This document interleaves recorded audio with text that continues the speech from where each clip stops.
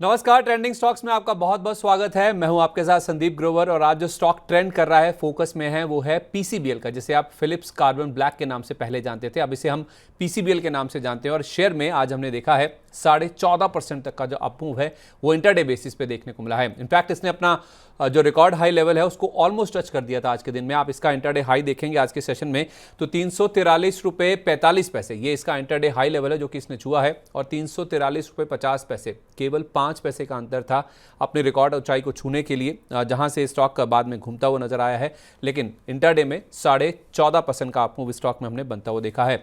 एक महीने में आप देखेंगे तो इस शेयर में 260 रुपए से चलते हुए स्टॉक आज इन 343 के आसपास के जो लेवल्स है वहां तक पहुंचा है। 32% का रिटर्न इसने एक महीने में डिलीवर किया है, और एक साल में देखेंगे तो 116%, यानी कि 2 गुना से ज्यादा के जो रिटर्न है वो पिछले एक साल में स्टॉक में हमने बनते हुए देखे हैं। 160 170 के आसपास स्टॉक ट्रेड करता था और आज इसने ऑलमोस्ट अपना जो रिकॉर्ड हाई है 343 रुपए 50 पैसे का उसको छुआ है। अब हुआ क्या है, ट्रिगर क्या है जिस वजह से इतनी दमदार तेजी स्टॉक में बनती हुई दिखी है आज का मूव भी, और पिछले एक महीने में क्या ऐसा बदल गया है जिस वजह से स्टॉक में इतना एक्शन देखने को मिला है।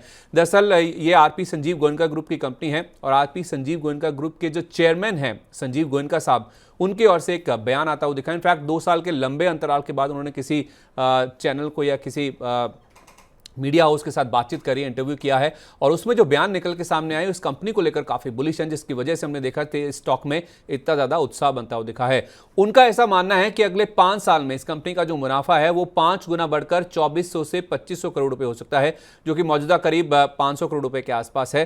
तो इतनी बड़ी जो तेजी की बात उन्होंने करी है उस वजह से हम देख रहे हैं कि स्टॉक में इतना ज्यादा उत्साह देखने को मिल रहा है।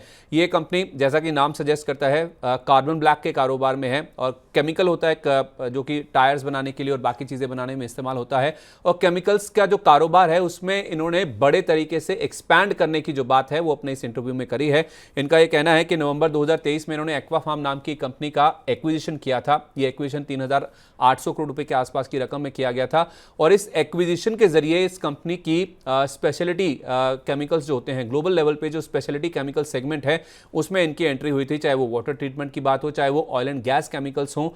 इस सेगमेंट में इस कंपनी की जो एंट्री है वो होती हुई नजर आई थी। तो एक तो ये कह रहे हैं कि केमिकल्स कारोबार में ये बड़ा विस्तार करेंगे, जो कि इस एक्विजिशन के जरिए इन्होंने प्लान किया है, और इसी वजह से इन्होंने नवंबर 2023 में ये एक्विजिशन किया भी था। दूसरी ओर ये कह रहे हैं कि कार्बन ब्लैक के मुकाबले जो स्पेशलिटी कार्बन होता है इसमें मार्जिन काफी बेहतर होते हैं। 14% के आसपास के एबिटा मार्जिन पे कंपनी ऑपरेट करती थी, वो बढ़कर अब 16% हो चुके हैं, और यहां से भी 200 बेसिस पॉइंट का, यानी कि 2% का और एक्सपेंशन हो सकता है। ऐसा इंटरव्यू में खुद चेयरमैन साहब ने कहा है कि 16% के जो मार्जिन हैं वो करीब करीब 2% बढ़कर 18% की जो रेंज है वहां तक जाते हुए नजर आ सकते हैं, जिस वजह से इस कंपनी का जो मार्जिन प्रोफाइल है वो तो एक्सपैंड होगा ही, साथ ही साथ जो प्रॉफिटेबिलिटी है उसमें भी अच्छा खासा इजाफा देखने को मिलेगा।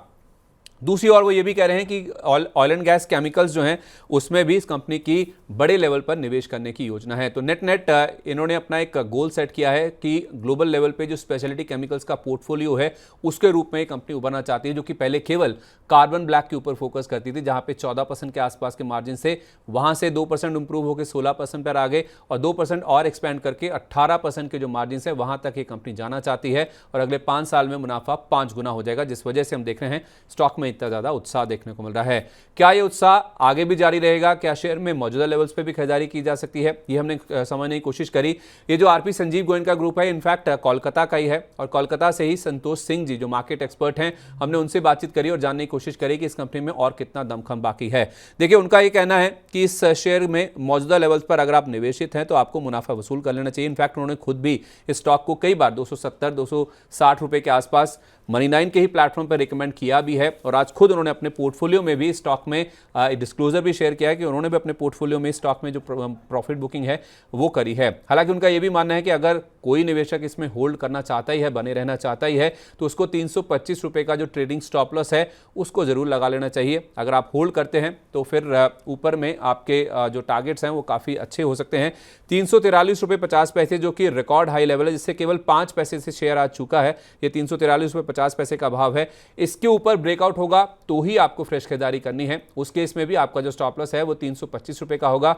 1.5 से 2 साल यानी कि लंबी अवधि का अगर आप नजरिया रखते हैं तो स्टॉक 450 के आसपास और उसके बाद 500 रुपए तक के जो लेवल्स हैं वहां तक भी जाता हुआ नजर आ सकता है। तो फ्रेश खरीदारी के लिए आप ब्रेकआउट होने का इंतजार कर लीजिए, जो कि 343 रुपए 50 पैसे का लेवल है।